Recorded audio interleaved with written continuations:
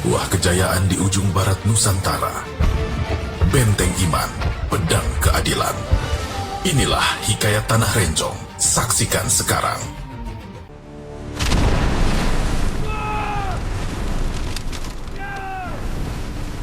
Kerajaan Aceh Darussalam akan berdirinya menjadi kerajaan yang berdaya.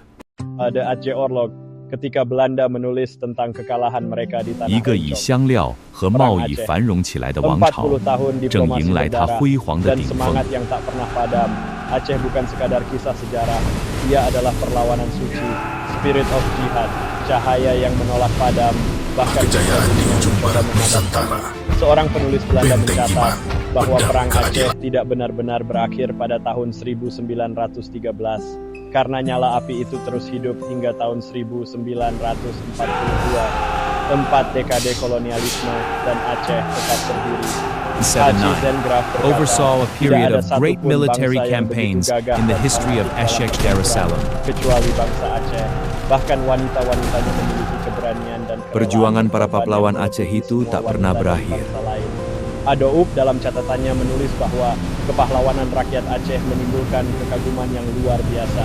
Mereka rela gugur, mereka bertahan dengan daya juang yang tak masuk akal, dan mereka tidak pernah kehabisan siasat dalam menciptakan taktik perang yang 大鲁萨兰的命运将由我们决定。 Tahun 1904, Kutareh dibantai, ratusan orang termasuk Kerajaan perempuan dan Aceh anak-anak Darussalam gugur. Tapi semangat akan Aceh berdirinya tidak menjadi terbentuk. kerajaan yang Gerilyawan berdaya, Aceh adil. menyusup masuk seperti bayangan. Kau harus Menghunus menepati lewang dalam janji. gelap malam, 1 lawan 100, tapi tak satu pun gentar.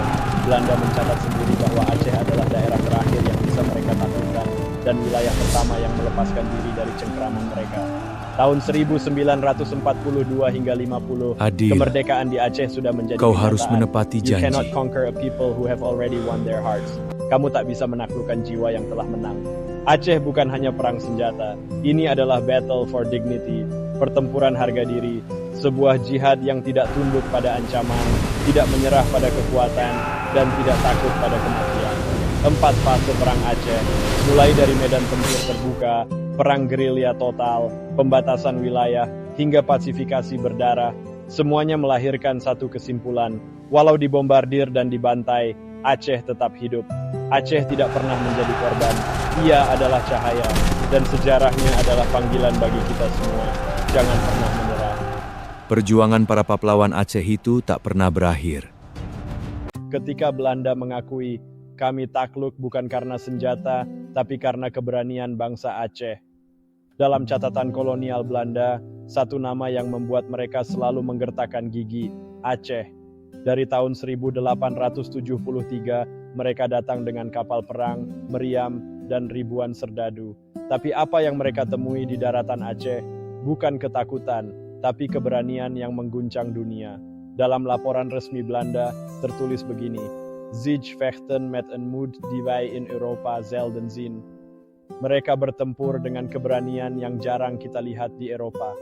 Seorang perwira Belanda menulis dalam suratnya kepada keluarganya di Den Haag, kami tidak sedang memerangi pasukan, kami sedang memerangi keyakinan.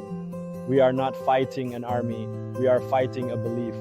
Mereka kaget, karena anak-anak kecil Aceh ikut membawa bambu runcing, karena para wanita Aceh menyiapkan peluru dan luka dengan doa, karena ulama-ulama Aceh mengangkat senjata sambil mengucap takbir.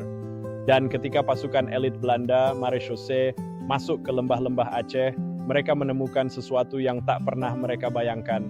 Kuburan pasukan Belanda berjejer, diukir nama-nama yang tak sempat pulang. Dalam dokumen Paul van Veer, ia menulis, Acehers zijn geen barbaren, ze zijn vrijheidsstrijders met eer. Orang Aceh bukanlah barbar, mereka adalah pejuang kemerdekaan yang terhormat. Bahkan setelah 100 tahun lebih, para sejarawan Belanda sepakat, Aceh bukan dikalahkan, Aceh dilukai, tapi semangatnya tetap hidup. You can burn their homes, but not their will. Kau bisa bakar rumah mereka, tapi tidak semangatnya. Dan hari ini, dunia mulai membuka mata, bahwa di satu sudut paling barat Nusantara, pernah berdiri satu bangsa yang kecil, tapi membuat kekuatan kolonial terbesar di dunia bertekuk lutut.